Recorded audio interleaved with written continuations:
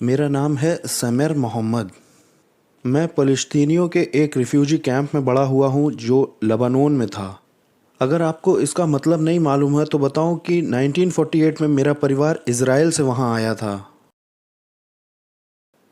और मेरे वालिद उस वक्त 9 साल के ही थे। तो वो वहाँ आए और लेबनानियों ने उन्हें टेंट दिया रहने के लिए बहुत सारे फ़लस्तीनियों के साथ, और मैं वहाँ बड़ा हुआ उस फ़लस्तीनी कैंप के अंदर। और मैं छोटे से परिवार के साथ बड़ा हो रहा था। 6 भाई थे और 6 बहन थी। तो जब हम मुसलमान थे तो मैंने अपने घर में बहुत सारी बंदूकें देखी, और बाद में मुझे पता चला कि मेरे वालिद के लीडर थे यासिर अराफात। वो 70 और 80 के दशक में कुछ जवान लड़कों को हमारे फ़लस्तीनी कैंप में से लेते ताकि वो इज़राइल से लड़ें और फिर वापस आएं। और इस वक्त भी मेरे वालिद तो तब मर गए जब मैं 12 साल का था, लेकिन इस वक्त भी मेरे 5 भाई हैं जो उनकी जगह वैसा ही काम कर रहे हैं फ़लस्तीनी कैंप में। मैं इज़राइल के साथ पूरी नफ़रत के साथ बड़ा हुआ और अमेरिका के साथ भी। मैं कुछ करना चाहता था और ऐसा मेरे साथ इसलिए था क्योंकि लोगों ने हमें सिखाया कि इज़राइलियों ने हमारी ज़मीनें ले ली हैं और इज़राइलियों को मारना होगा। और मुझे ऐसा बोलने के लिए माफ़ कीजिए कि अमेरिका को भी मारना होगा, क्योंकि उन्होंने ही मदद की है हमारी ज़मीनें लेने में। और इस वक्त मैं आपको बताना चाहता हूँ कि मेरे पास कोई राष्ट्रीयता नहीं है, लेकिन मैं खुदा का शुक्र करता हूँ मैं जन्नत के नए यरूशलेम में हूँ।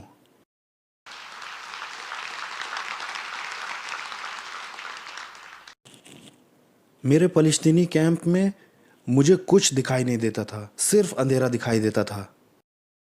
मैं अल्लाह के लिए मरना चाहता था बस।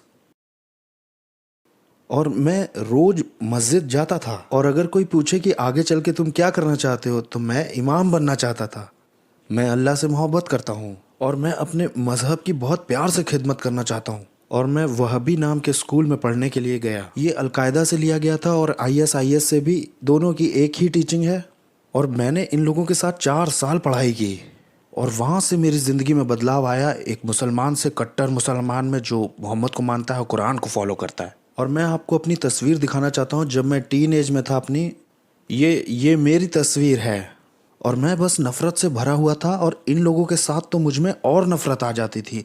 मैं बस अल्लाह के लिए मरने के लिए तैयार था। और मैं अपने फ़लस्तीनी कैंप में रोज़ जाता था 5 बार। और मैं मस्जिद में ऊपर जा कर के, वो आपने अज़ान की दुआ सुनी है, अज़ान के बारे में? मैं करता था वो। और कभी कभी तो जब मेरे इमाम वहाँ नहीं होते थे तो मैं कराता था वहाँ पर दुआ। और मुझे याद है कि जब कभी भी कुछ बुरा होता था इज़राइल में या अमेरिका में, वो 11 सितंबर जैसा या वैसा ही कुछ होता था, तो मैं और मेरे कुछ फ़लस्तीनी दोस्त कैंप के, वो जाते थे सड़कों पे नाचने के लिए। और हम लोगों को मिठाई बांटा करते थे, क्योंकि हम देखते थे न्यूज़ में कि भाई कुछ इजरायली मरे हैं, कुछ अमेरिकन्स मरे हैं। और हम बहुत खुश होते थे क्योंकि हम चाहते थे कि ये लोग मरें। हमारे फ़लस्तीनी कैंप में 30,000 लोग रहते थे, जिसमें कि सब मुस्लिम थे, कोई भी क्रिश्चियन नहीं था वहाँ। और बाइबल के बारे में भी हमने, जब हम शरिया लॉ पढ़ रहे थे तब सुना था पहली बार बाइबल के बारे में। और एक दिन इमाम आए और उन्होंने कहा कि देखो ये बाइबल है, ये खुदा की तरफ से नहीं है। उन्होंने हमें क्रिश्चियंस के बारे में बताया जो कि 3 खुदाओं को मानते हैं, ये और वो। और मुझे याद है कि स्कूल के बाद मैं और मेरे कुछ दोस्त इमाम के पास गए और हमने कहा क्या हम देख सकते हैं इस बाइबल को? हमने कहा हम बस सिर्फ थोड़ा सा देखना चाहते हैं। उन्होंने कहा नहीं, ऐसे वैसे कोई भी बाइबल नहीं पढ़ सकता, सिर्फ इमाम बड़े लोग ही पढ़ सकते हैं बाइबल, क्योंकि ये खुदा की तरफ से नहीं, ये शैतान की तरफ से है। हमें बाइबल पढ़ने की इजाज़त नहीं थी। एक दिन मैं अपने फ़लस्तीनी कैंप से बाहर गया था, और वहाँ लेबनीज़ लोग थे। लेबनान में मुस्लिम और क्रिश्चियन दोनों ही रहते हैं। और मैं चल रहा था और एक आदमी मेरी, और वो मुझसे यीशु के बारे में बताने लग गया। और मैंने उसकी तरफ देखा। मैंने कहा तुम मेरी तरफ देख नहीं रहे हो क्या? तुम्हें दिखाई नहीं पड़ रहा कि मैं कौन हूँ? मैं वो आदमी हूँ जो मस्जिद में ऊपर चढ़ता हूँ, मैं एक अच्छा मुसलमान हूँ। और तुम मुझे क्यों बता रहे हो अपने यीशु के बारे में? तुम्हें शर्म तो आती नहीं अपने यीशु के बारे में? 3 खुदा को मानते हो तुम, ये है वो। और उसने कहा मैं आपको ये बाइबल देना चाहता हूँ।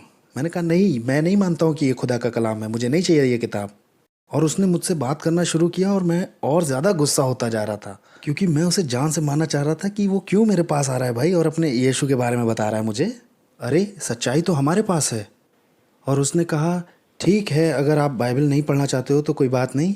मैंने कहा तुम्हें पता है, मैं चाहता हूँ तुमसे ये बाइबल लेना।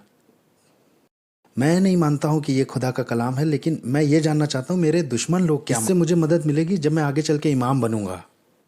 लेकिन ठीक उसी वक्त मैं अपने फ़लस्तीनी कैंप के लोगों से भी डरा हुआ था और मैं अपने इमाम से भी डरा हुआ था। जानते क्यों? क्योंकि हो सकता है आपको नहीं मालूम हो, मिडिल ईस्ट में और सीरिया अरेबिया में और मुसलमानों में आपको बाइबल पढ़ने की इजाज़त नहीं है। आपको इजाज़त नहीं है बाइबल ले जाने की भी। आपने सोचा कि मैं 5-7 बाइबल लेकर के जाता हूँ, आपको इजाज़त नहीं है, आप उठा के जेल में डाल दिए जाओगे। जानते हो क्यों? जानते हो क्यों हमें इजाज़त नहीं है बाइबल पढ़ने की?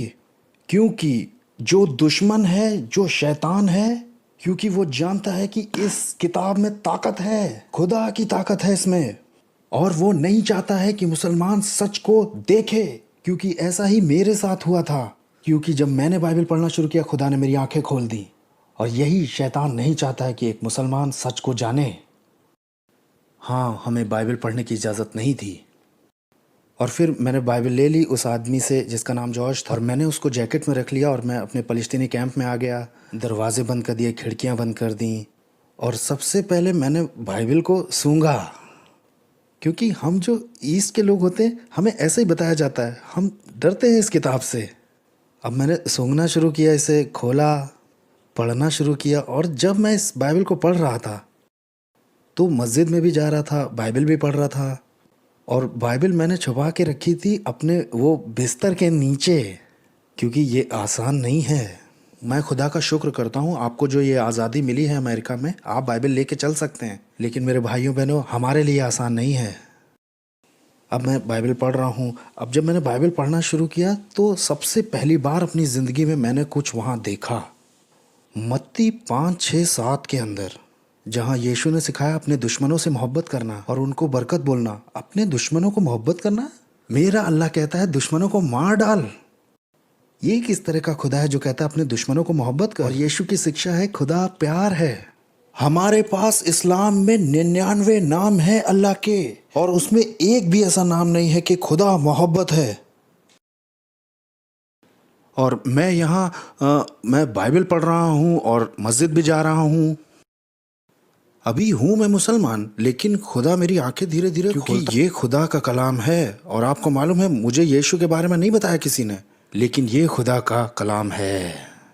लेकिन खुदा कर सकता है, वो उसकी रूह मेरे दिल में आ सकती है, और वो मेरी आंखें धीरे धीरे खोलना शुरू कर रही थी।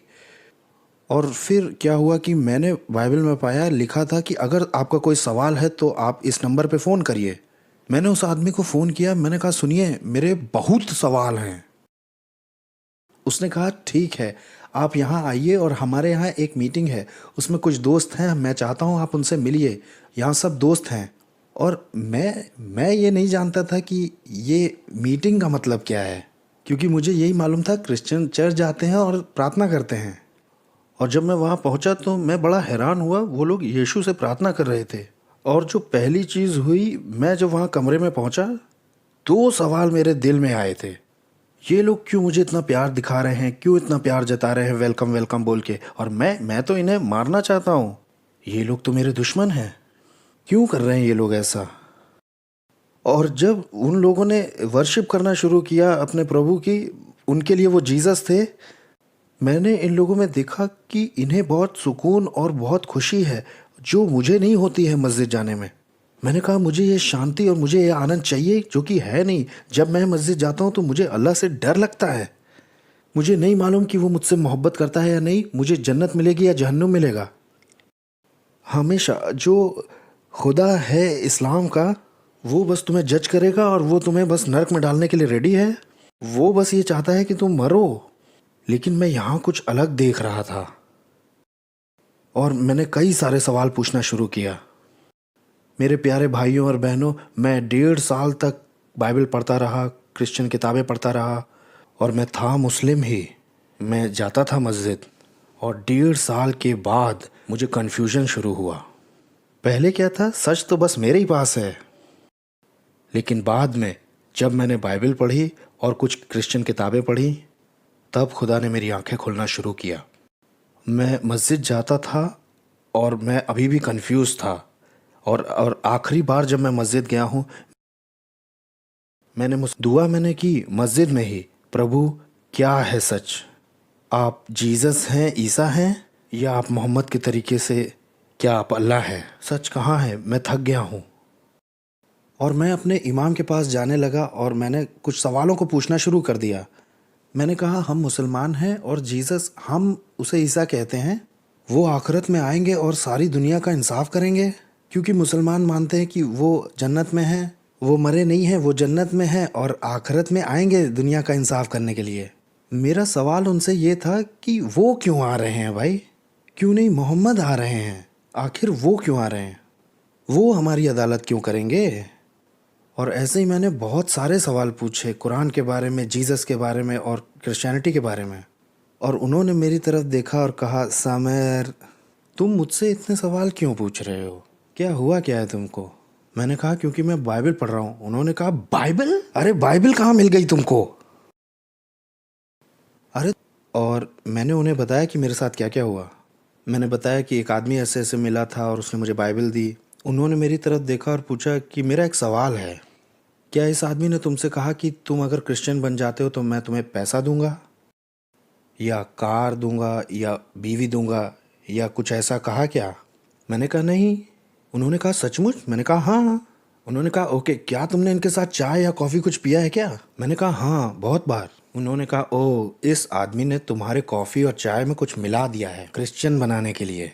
अरे सही में इस वक्त भी मेरा जो परिवार है ना, अगर आप मेरे परिवार के किसी आदमी से मिलते हो तो वो कहेंगे, ओ, हम समीर से बहुत मोहब्बत करते हैं लेकिन किसी ने कुछ मिला के उसे दे दिया। सचमुच।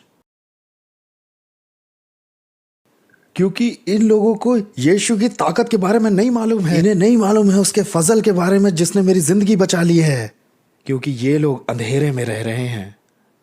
लेकिन जब खुदा आपके पास आता है और खुदा का फजल आता है, आपके ज़िंदगी को बदल देता है और उसे कोई रोक नहीं सकता है। वो रुक नहीं पाया जो उसने मेरी ज़िंदगी में किया।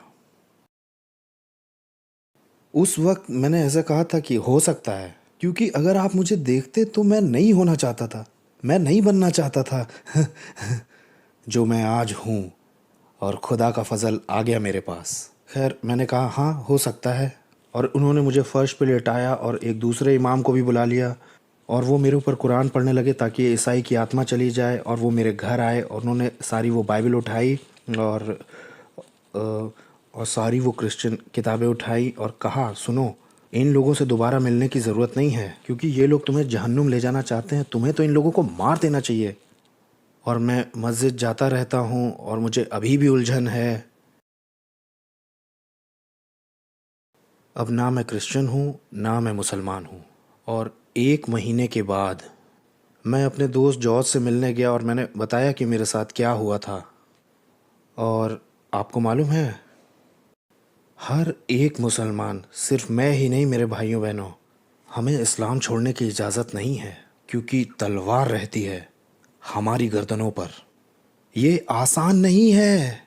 ये जो डर की आत्मा है, तलवार, जानते हैं बहुत से मुसलमान हैं जो अब इस्लाम पे यकीन नहीं करते हैं, लेकिन वो इसे बोलना नहीं चाहते हैं क्योंकि इस्लाम तलवार से आया। और मैं डरा हुआ था। मैंने जॉर्ज को बोला, मैंने कहा, मैं वो विश्वास नहीं कर सकता जो तुम करते हो। उसने कहा, लेकिन तुम्हें 1.5 साल हो चुका है, तुमने बाइबल पढ़ी है, अब तुम्हें फैसला लेना है कि तुम्हें मोहम्मद के पीछे चलना है या यीशु के। मैंने कहा, नहीं, क्योंकि लोग मुझे जान से मार देंगे और मैं अपने ख़ानदान के साथ कैसे रहूँगा। और उस वक्त मैं उसी के साथ रहा और उसने मेरा हौसला बढ़ाया कि मैं यीशु के पीछे चलूँ। 2001 में मैंने 14 जुलाई को, जब मैं अपने दोस्त जॉर्ज के साथ था, मैंने नजात की वो दुआ की और मैंने यीशु को अपना बचाने वाला और खुदा कबूल किया। Amen.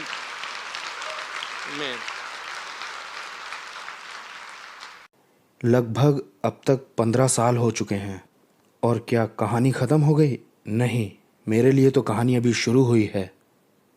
उसने मुझे एक छोटी सी बाइबल दी और मैं अपने घर में आया फ़लस्तीनी कैंप में। मेरा भाई मेरे पास आया, उसने कहा कि मुझे तुमसे बात करनी है सामिर, तुम्हारे इमाम ने मुझसे बात की और कहा कि बाइबल मिली है उन्हें घर में। उसने कहा तुम कहाँ से आ रहे हो? और उसने मेरी बाइबल देख ली। उसने कहा कि मुझे यकीन नहीं हो रहा है, तुम वो हो जो हमें बताते थे अच्छा मुसलमान बनो और तुम मस्जिद जाते थे, और अब तुम्हारे पास बाइबल है और तुम चर्च जाते हो। क्या हुआ क्या है तुम्हें? इन लोगों ने कॉफ़ी में कुछ मिला दिया है तुम्हें क्रिश्चियन बनाने के लिए। और उस वक्त मुझे ज़रूरत थी कि कोई मुझे हौसला दिलाए कि मैं यीशु के पीछे और ज़्यादा चल सकूं। और फिर मेरी माँ आ गई और उन्होंने शुरू किया। ये आसान नहीं था, ये आसान नहीं है मेरे भाई। आप यहाँ रहते हैं और हो सकता है आपके परिवार में कोई ऐसा हो जो आप विश्वास करते हैं वो ना करता हो, लेकिन हमारे यहाँ ऐसा नहीं है। मेरे भाई ने मुझसे कहा अगर तुम मस्जिद में नहीं आते हो, सबके सामने नहीं मानते कि मैं इस्लाम में वापस आ रहा हूँ, तो मैं तुम्हें जान से मार दूंगा। और हमारे यहाँ बंदूकें थीं घर पे, और वो ऐसा कर सकता था क्योंकि वो अल्लाह के लिए खिदमत करता है। और यही तो यीशु ने भी हमें बताया है। उसने कई बार मुझे मारने की कोशिश की। बहुत कुछ हुआ है मेरे साथ, मेरे घर में, मेरी ज़िंदगी में। और मैं आपको कुछ बताना चाहता हूँ। 15 साल हो गए हैं मैं अपने ख़ानदान के साथ नहीं रहता हूँ। और उस वक्त मैं लेबनान में था, और वो मुझे घर में ही छत वाले कमरे में ले गया और उसने मुझे हथकड़ियाँ लगा दी मेरे हाथों में। मेरी माँ 10 साल पहले वो मर गई और मैं लेबनान में ही था। 2 ही घंटे का रास्ता था जहाँ से मैं रह रहा था, क्योंकि मैं अपने फ़लस्तीनी कैंप में आ नहीं सकता था, क्योंकि सारे फ़लस्ती रहते हैं, कोई सरकार नहीं है, और सारे फ़लस्ती और मुसलमान वो सब सोचते हैं कि मैं शर्म का कारण हूँ और मुझे तो मार डाला जाना चाहिए। और मैं अपनी माँ की मिट्टी देखने नहीं जा सकता था। और अब अगर मैं वहाँ जाऊँ और मैं वहाँ बच्चों को देखूँ सड़कों पर, तो मैं कह नहीं सकता कि ये मेरे भाई के बच्चे हैं क्या। मैं लेबनान में 3 बार जेल गया हूँ। मैं सड़कों पे रहा हूँ। बहुत बार क्रिश्चियन लोग यकीन नहीं करते कि मैं एक क्रिश्चियन हूँ, क्योंकि ऐसा ही पौलुस के साथ हुआ था। बरनबास आता है और उसे क्रिश्चियन लोगों से मिलवाता है और हौसला देता है, क्योंकि कभी कभी हम भी यकीन नहीं करते हैं कि खुदा ऐसे काम कर सकता है, और खुदा सचमुच ऐसा कर सकता है। बहुत कुछ हुआ है मेरे साथ। यूट्यूब पर भी, आप इस वक्त भी गूगल पे जाके देखिए, अरबिक में डालिए इन्फिडल सैमर मोहम्मद, आपको मेरी तस्वीर मिलेगी और मेरा गाना मिलेगा अलकायदा का। वो गाना अलकायदा का है। और जो मेरे इमाम थे वो बंदूकों के साथ आधे घंटे यूट्यूब पे, आप देखिए, कुछ तो हमने हटा लिया लेकिन कुछ अभी भी हैं। लोग मुझे मारना चाहते हैं क्योंकि मैंने कुछ टेलीविज़न पे बात की है इस्लाम के बारे में। क्यों? क्योंकि वो कहेंगे कि मैंने कुछ टेलीविज़न पे कहा है कि इस्लाम रिलीजन ऑफ पीस नहीं है।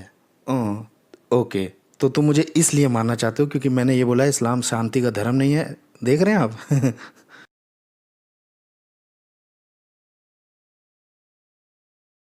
और अब मैं अमेरिका आ गया हूँ, 3 साल हो गए हैं अब यहाँ। अब मेरे पास असाइलम है।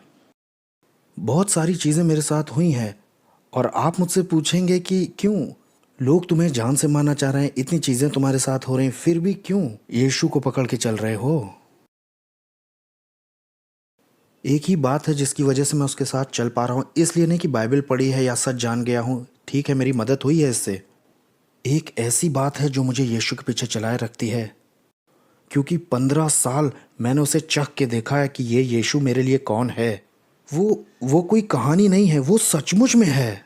वो अभी भी जिंदा है और वो मेरे साथ है, और वो हमारा प्रभु और बचाने वाला है। मैं आपको कई किस्से बता सकता हूँ, एक के बाद एक के बाद एक, कैसे वो मेरे साथ रहा 15 साल। हम इबादत करते हैं सच्चे खुदा की। वो असली है। हो सकता है आप महसूस न कर पा रहे हों। मैं आपका हौसला बढ़ाना चाहता हूं कि आप यीशु से मिलिए आज। हो सकता है आप क्रिश्चियन पैदा हुए हों, लेकिन ये काफ़ी नहीं है। हो सकता है आपने बाइबल पढ़ी हो, लेकिन ये काफ़ी नहीं है। आपको उससे मिलने की ज़रूरत है।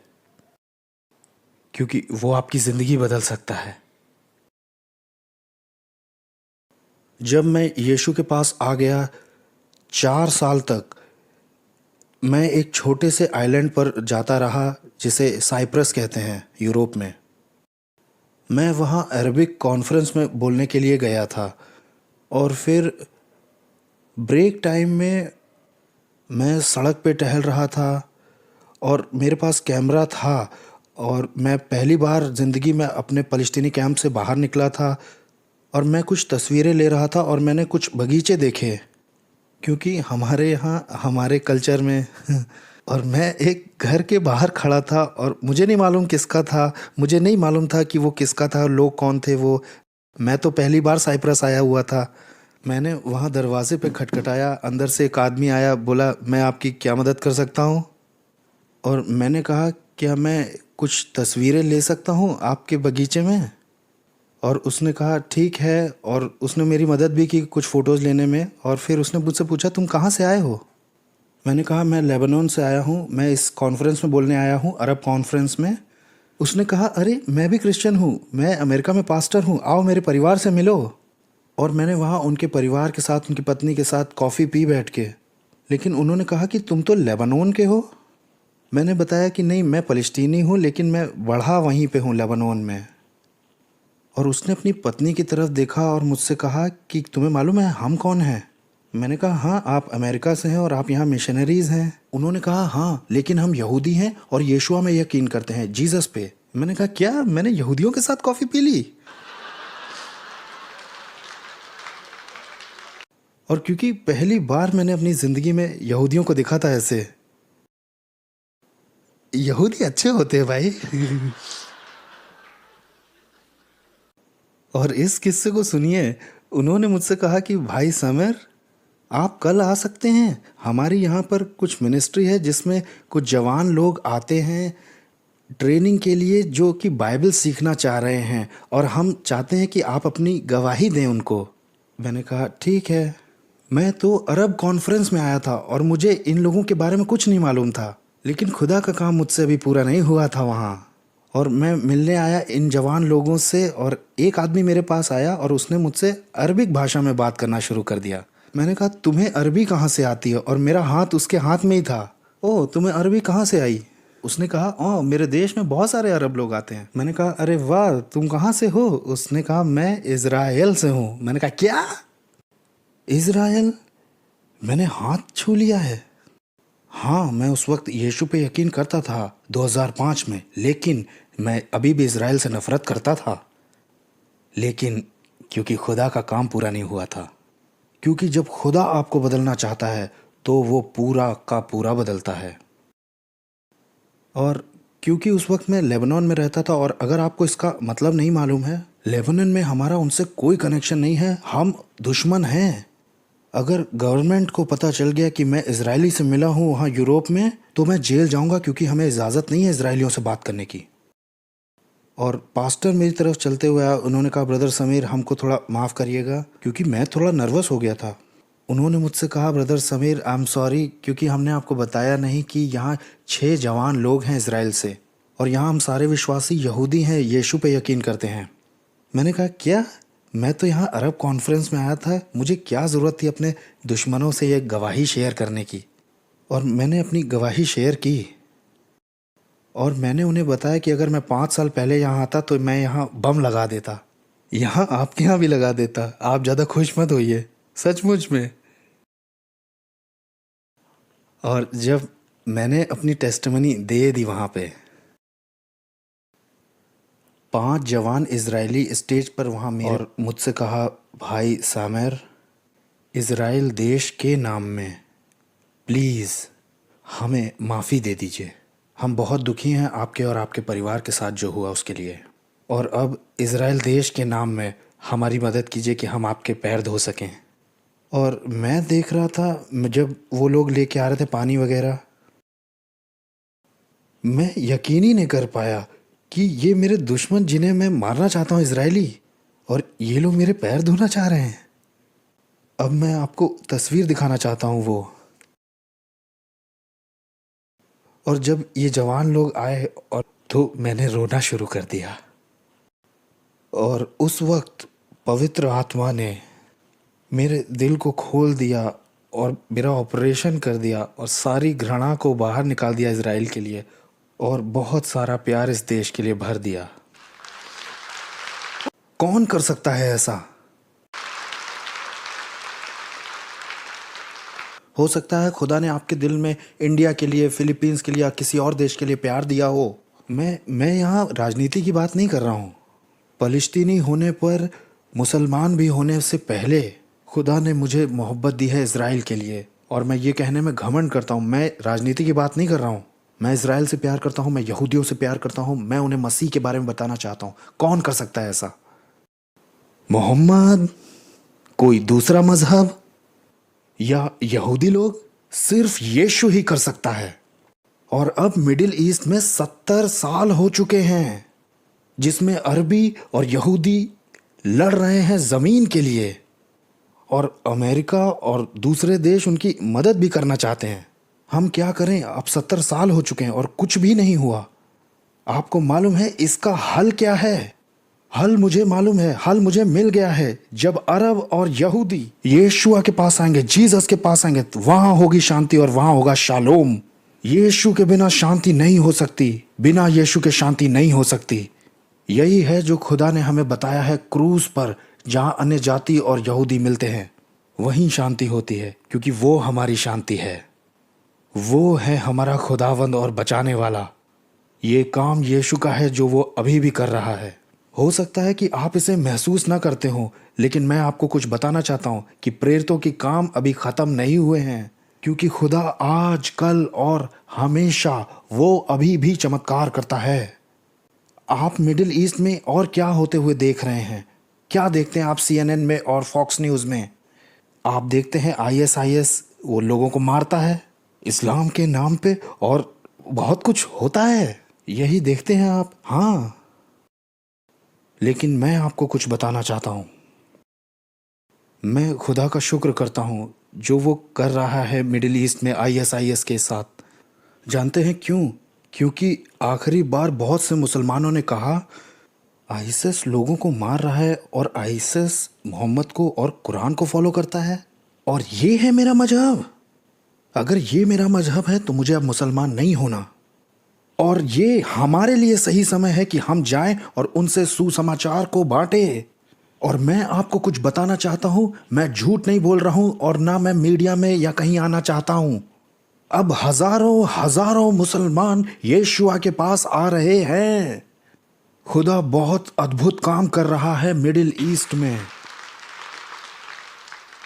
हो सकता है आप यहाँ रिवाइवल को महसूस ना कर पा रहे हो, लेकिन रिवाइवल मिडिल ईस्ट में शुरू हो चुका है।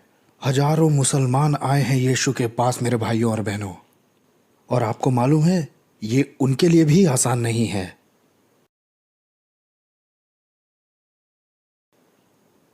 ये आसान नहीं है क्योंकि इस्लाम तलवार के साथ ही आता है।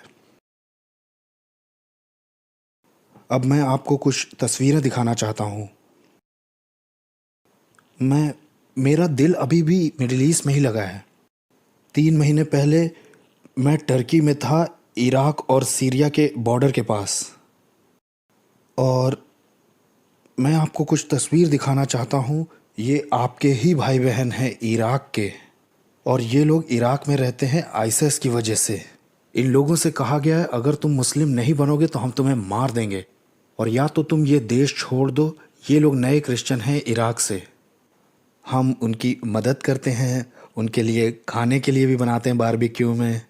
यहाँ लगभग 150 परिवार हैं। दूसरी तस्वीर लगाइए। ये लोग जो हैं ये लोग सीरिया से हैं।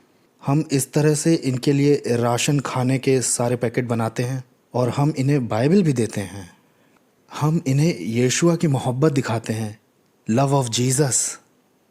ये अरबिक भाषा की बाइबल है और इसे मैं न्यूयॉर्क से लेता हूँ। और ये भी आपका एक भाई है, ये कुर्दिश से है, सीरिया में। और ये कुछ परिवार के लोग हैं, और ये सब विश्वासी हैं यीशुआ के। और ये मीटिंग है जहाँ हम घर पे करते हैं, और ये आसान नहीं है बिल्कुल। क्योंकि अगर टर्की की पुलिस ने हमें देख लिया तो मैं और ये लोग हम सब मिल करके पकड़ के जेल में डाले जाएंगे और फिर हमें जेल में भी प्रचार का मौका मिलेगा। और ये वो जगह है जहाँ बॉर्डर है, जब लोग यूरोप जाने लगते हैं वहाँ। हम क्या करते हैं, हम लोगों को पानी देते हैं और हम बताते हैं, आप देखिए इन दो लोगों को, लोग थक चुके हैं इस्लाम से और लोग बहुत भूखे हैं। लोग भूखे हैं मोहब्बत के और उम्मीद के, यीशु मसीह की। आप देख रहे हैं ये न्यूयॉर्क नहीं है, ये टर्की है। लोग खुले हुए हैं सुसमाचार के लिए। बहुत जल्दी से मैं आपको एक कहानी सुनाना चाहता हूँ। जब हम लोगों को खाना देते हैं तो एक आदमी आया मेरे पास, उसने पूछा, क्योंकि थोड़ा खतरा होता है, और एक आदमी आया, उसने मुझसे कहा, कहाँ से आया खाना, कौन हो तुम? और मैंने कहा कि मैं अमेरिका से हूँ और ये क्रिश्चियन लोगों ने भेजा है वहाँ से आप लोगों की मदद करने के लिए। उसने कहा, तुम्हें पता है मैं कौन हूँ? मैं मुसलमान हूँ और तुम मुझे गले लगा रहे हो? मैंने कहा हाँ। उसने कहा क्यों क्यों तुम हमारी मदद कर रहे हो? सीरिया, अरेबिया और कतर के लोग, इनके पास बहुत पैसा है लेकिन ये हमें खाना नहीं दे रहे हैं, और तुम अमेरिका से आए और क्रिश्चियन हो और तुम लोग हमारी मदद कर रहे हो, और हम कहते हैं कि तुम काफिर लोग हो और तुम्हें मार डालना चाहिए, तुम हमारी मदद क्यों कर रहे हो? और मैंने कहा मैं बताना चाहता हूँ कि क्यों, और मैंने यीशु की किताब खोल दी कि कैसे यीशु ने कहा अपने दुश्मनों से प्यार करो और उन्हें ब्लेस करो। और उसने कहा मुझे ये किताब चाहिए, क्या मैं ले सकता हूँ एक? और खुदा ने उसका दिल खोल दिया सुसमाचार के लिए। You see, आप इस बच्चे को देख रहे हैं, ये मेरी तरफ बड़ी उम्मीद से देख रहा है। मेरे भाइयों बहनों, खुदा आज ये कर रहा है मिडिल ईस्ट में। और आप सोचते हैं ये इस तरह से रहते हैं रिफ्यूजी वहाँ पर, और अगर खुदा की इच्छा होगी तो मैं फरवरी के आखिर में जाऊँगा वहाँ। मैं अभी भी ट्रैवल का इंतज़ार कर रहा हूँ और मैं वहाँ जा रहा हूँ सिखाने के लिए एक स्कूल में, क्योंकि अभी वहाँ सबसे बड़ी ज़रूरत यीशु के प्रचार करने की नहीं है, सबसे बड़ी ज़रूरत वहाँ है चेले बनाने की। और मैं वहाँ पर 2 या 3 महीने रहूँगा एक ट्रेनिंग स्कूल को शुरू करने के लिए। मैं चाहता हूँ कि आप ये एक वीडियो देखें, इससे आपको हिम्मत मिले। और इस वीडियो में आपके ही भाई बहन हैं, वो जो इतने दुख और सताव के साथ सीरिया में आए हैं बपतिस्मा लेने के लिए। और ये पानी समुंदर का है।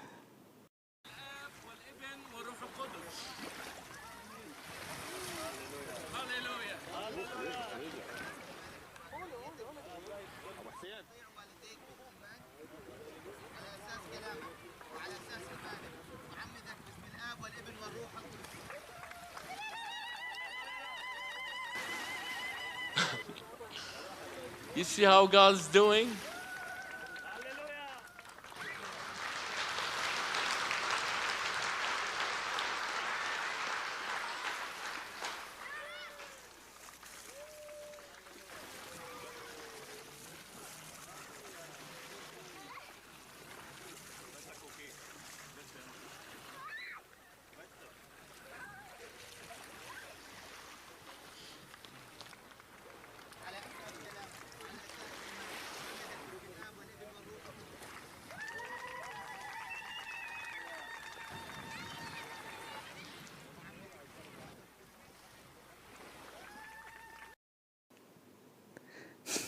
और आपको कहना चाहता हूँ,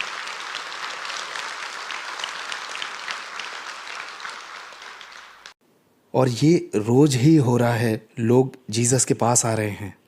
हो सकता है आप यहाँ अमेरिका में रिवाइवल ना महसूस कर रहे हों, लेकिन हमारा खुदा सो नहीं रहा है।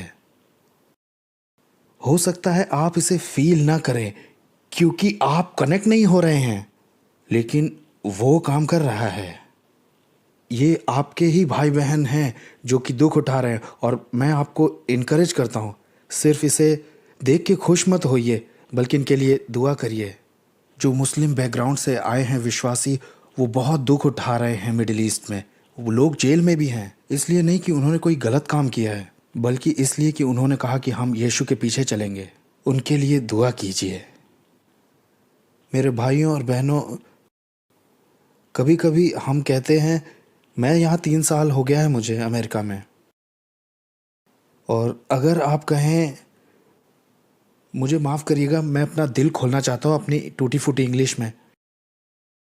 मैं कहता हूँ कभी कभी, क्यों मुझे यहाँ लाए हैं? मेरा दिल तो अमेरिका के लिए शुक्रिया, लेकिन मेरा दिल तो मिडिल ईस्ट में लगा है। यहाँ अमेरिका में मुझे क्यों लेके आए हैं? और खुदा यहाँ मेरे लिए बहुत सारे दरवाजे खोल रहा है, चर्च में भी बोलने के लिए, सिर्फ एक बात के लिए, ताकि मैं आपको बताऊं और पूरे अमेरिका के चर्च को बताऊं कि आपको जागने की ज़रूरत है। आपको जागने की ज़रूरत है। जानते हैं क्यों?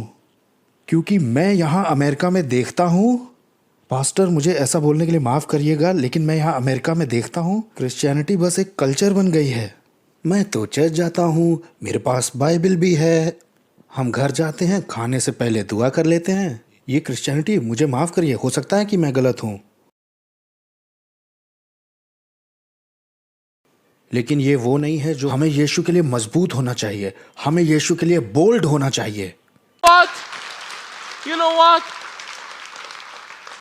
मैंने सुना है बहुत से लोगों को, बहुत से पास्टर्स को, वो कहते हैं हमें यहाँ रिफ्यूजी लोग नहीं चाहिए, हमें नहीं चाहिए बहुत सारे मुसलमान लोग, क्योंकि ये लोग खतरनाक हैं। और मैं मानता हूँ कि ये लोग खतरनाक हैं। इस्लाम खतरनाक है। जानते हैं क्यों?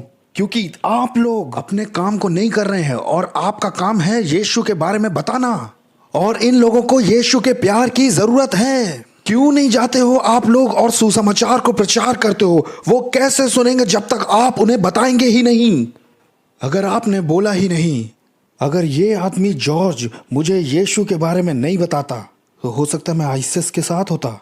हम सोचते हैं, अरे ये मुसलमान है, कहीं हो सकता है मुझे मार ना दे अगर मैंने इसको यीशु के बारे में बताया तो। लेकिन देखिए पौलुस ने क्या कहा है रोमियो 10 में, कोई इंसान कैसे सुनेगा जब तक कि प्रचारक ही ना हो। खुदा चाहता है कि हम सारे संसार में जाएं और सुसमाचार का प्रचार करें, और कुछ लोग जाते भी हैं, उनके लिए तो शुक्रिया, लेकिन बाकी लोग सिर्फ बैठे रहते हैं और सोते रहते हैं। और अब खुदा आपके घर के बगल में किसी मुसलमान को ले आता है रहने के लिए, और हम कहते हैं नहीं नहीं नहीं नहीं, हम उनसे यीशु के बारे में नहीं बात करेंगे। आपको यीशु से शर्म आती है क्या? या वो आपके लिए सच्चाई नहीं है? हो सकता है कि वो सचमुच हो ही ना। अगर यीशु ने आपकी ज़िंदगी को बदला है और उसने आपकी ज़िंदगी बचाई है, तो यीशु को अपने तक ही क्यों रखे रहते हैं आप? आपको मालूम है, हर एक मसीही का, हर एक आदमी का, हर एक औरत का, हमारे पास एक काम है करने, और मिशन ये है कि हम अपने बाइबल को लेकर के जाएं और अपने सुसमाचार को बताएं।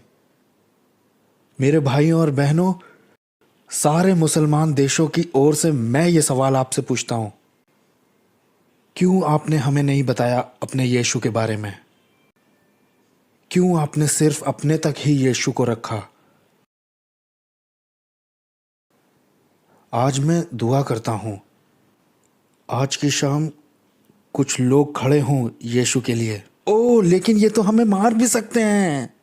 ओह हाँ, हालेलुया, हम यीशु के पास चले जाएंगे अगर ये लोग हमें मार देंगे तो। आपको मालूम है, डर की आत्मा खुदा की तरफ से नहीं है। आपको मालूम है ना? डर की आत्मा शैतान की तरफ से होती है, और खुदा हमको डर की आत्मा नहीं देता है।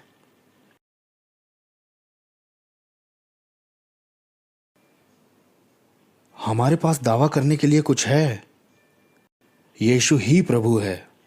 और अब यहाँ अमेरिका में कि राजनेता लोग आपस में बात करते रहते हैं रिफ्यूजी के बारे में, इस्लाम के बारे में, क्या ओबामा मुसलमान है, ये और वो। मैं राजनीति में नहीं पढ़ना चाहता हूँ, मैं बस इतना कहना चाहता हूँ कि इंतज़ार मत करिए कि कोई नेता अमेरिका को बदलेगा। उनके लिए इंतज़ार ना करिए। आप और मैं, हम जहाँ जितने भी मसीही लोग हैं, हमें अमेरिका को जीतने की ज़रूरत है यीशु के लिए। हमें जाना चाहिए, बताना चाहिए और प्रार्थना करनी चाहिए अमेरिका के लिए। डोनाल्ड ट्रंप के लिए इंतज़ार मत करिए, ओबामा के लिए इंतज़ार मत करिए, अपने काम को करिए। हम सो रहे हैं, और मुझे ऐसा बोलने के लिए माफ़ करिए, मैं कुछ हूँ नहीं। मैं वहाँ बड़ा हुआ था, आपको मालूम है मेरी कहानी। मैं फ़लस्तीनी कैंप में था और मैं क्रिश्चियंस को मारना चाहता था, लेकिन मैं आज कहाँ हूँ? मैं यहाँ ऊपर खड़ा हूँ स्टेज पर और यीशु के बारे में बोल रहा हूँ कि आप जागिए और सुसमाचार बताइए। आपने चाहा था कि कोई फ़लस्तीनी आए यहाँ पर और आपको हिलाए आकर के। ये परमेश्वर की वाणी है मेरे भाइयों बहनों। और मैं ये नहीं कहता हूँ कि इस्लाम अच्छा है, नहीं। इस्लाम तो तलवार से ही आया है और ये बात बिल्कुल साफ है, क्योंकि कुरान यही सिखाती है कि दुश्मनों को मार दो। कुरान में ये लिखा हुआ है कि अपने दुश्मनों को मार दो। सही में आपके पास एक किताब है कुरान नाम की, जो मुसलमानों को सिखाती है, ये कुरान में लिखा हुआ है।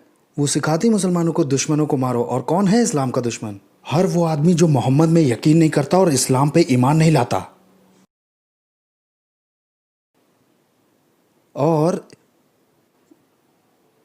और ये किताब क्या कहती है? हर उस आदमी को मार दो जो मोहम्मद पर यकीन नहीं करता है। ठीक है। और यहाँ आपके पास बहुत सारे मुसलमान हैं और वो मुसलमान कहेंगे नहीं, हमारी किताब ऐसा नहीं कहती है, हमारे यहाँ तो अरे हमारा धर्म तो शांति का धर्म है। इससे पहले कि तूफान आ जाए आपको जागना होगा और सुसमाचार बताना होगा। मैंने मिशिगन में सुना है कि ड्यूट्रॉन में आपको मुसलमानों को सुसमाचार बताने की बिल्कुल इजाज़त नहीं। जो वहाँ मिडिल ईस्ट में शुरू हुआ है वो यहाँ अमेरिका में भी हो सकता है, अगर आप जग जाएं बस। और वहाँ शुरू हो भी चुका है। न्यूयॉर्क में 11 सितंबर के बाद लाखों लाख रुपया आ रहा है डॉलर में, ताकि वहाँ मस्जिदें बन सकें। उन लोगों को इसकी कोई शर्मिंदगी नहीं है, ये तो उनके लिए बड़ी जीत है।